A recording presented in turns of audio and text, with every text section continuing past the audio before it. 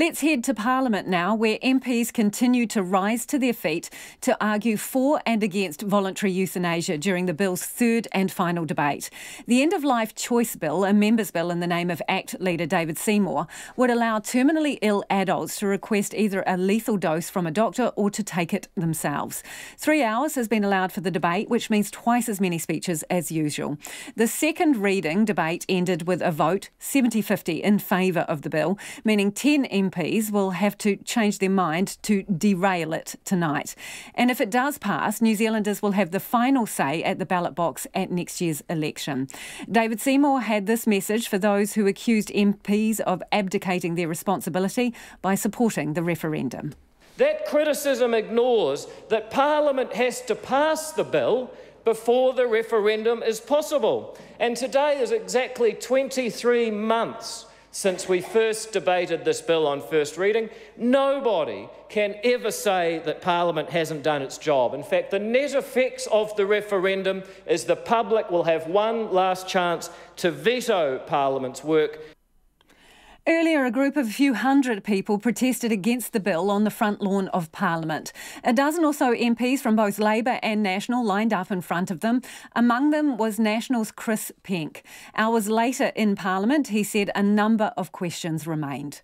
What is the number of vulnerable New Zealanders who may be coerced to exercise the so-called choice absent other choices? And a further question might be not whether the bill is now better than it was before, less dangerous in other words, but whether it is good enough now. The dinner break was called just a few minutes ago. Our political reporter Jo Moir is at Parliament and joins us now. Jo, there has been a lot of vocal opposition to this bill, so have there been any standout moments in the speeches? How have they shaped up so far? Yeah, no, it has been a really interesting debate so far. So as you mentioned, the debate has been extended for 3 hours. Normally we'd have 12 speeches tonight, but we are going to have 28 in order to get through all of the MPs who want to make a call on this debate tonight. The Speaker's made a point of making sure that he's split it between those for and against pretty evenly. Obviously, we have a pretty good idea at this point as to which way MPs are falling, so it's pretty clear where he's sort of going when he makes those calls around the House. So the speeches we've heard since I last spoke with you, we've had Shane Retty. Now, he is a medical doctor. He's the only person in Parliament, he pointed out, that would actually be able to legally administer a lethal dose if this bill was to pass. He said that weighed really heavily on him, and for that reason he was not supporting the bill. Now, we also heard from Adrian Ruravi, who is a Labour MP. He holds one of the Māori seats. He talked about the bill and how it would disproportionately affect Māori. Basically, because Māori are overrepresented in bad health outcomes, they would effectively end up taking that choice to end their life more so. We also heard from National MP Andrew Falloon. He has been a really strong supporter of this bill. He talked about the fact that palliative care is obviously available in New Zealand and is excellent, but he pointed out that for some people it's just not enough and they need to have another option. We also heard from Willie Jackson. Now, he's been a real swing voter in this and it's been unsure as to which way he would go. Now, he talked about the fact that he's frustrated, basically, that people are going on about the fact that Māori are sick of hearing that the bill violates tikanga. He says tikanga is constantly evolving and changing and that argument just doesn't make sense anymore. So he's actually decided to support the bill tonight.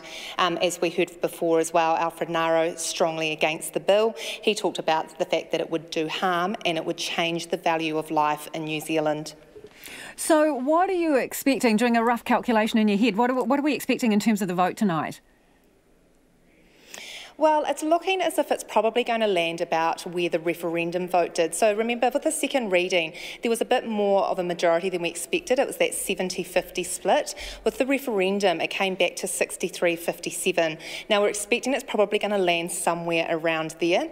As you've mentioned, we're in the dinner break right now for an hour and a half through till 7:30. When MPs come back, they will have another hour of debate, and then they will vote at about 8:30.